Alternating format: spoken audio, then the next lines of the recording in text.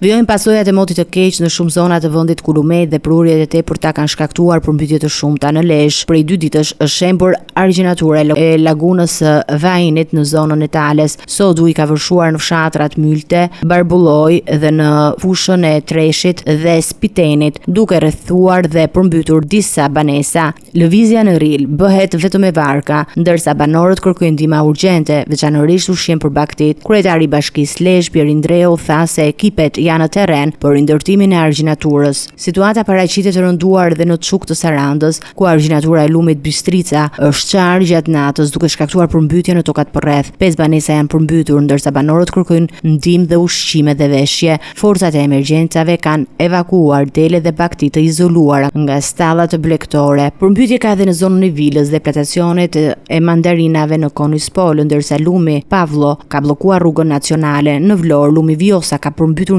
11 banesa në Novosel dhe 3 në fshatin Fitore. Në Fier, ujërat kanë përfshirë tokat bujqësore në fshatrat përgjatë Kashinit, Çerven dhe Ferras, ndërsa puset e ujit të pishëm te stacionet e Kafarajt janë në ujë, duke rrezikuar dhe furnizimin me ujë të sigurt. Në Berat, lumi Osun ka dalë nga shtrati duke prekur pedonalen e qytetit dhe duke rrezikuar bizneset pranë saj. Ekipet e emergjencave po punojnë për largimin e ujit. Gjendja e rënduar shtrihet edhe në fshatrat e Korçës, Maliqit, Devodhit dhe Kolonjës, ku tokat dhe banesat janë përmbytur. Disa fshatra janë të izoluar dhe pa energji elektrike. Në Pogradec, poroi i Vërdovës ka dalë nga shtrati duke përmbytur banesa dhe dëmtuar infrastrukturën rrugore, kanalizime dhe rrjetin elektrik. Autoritetet lokale dhe ekipet e emergjencave po punojnë dhe po monitorojnë situatën për të siguruar ndihmën e nevojshme për banorët dhe për të mbrojtur pasuritë e tyre nga përmbytjet.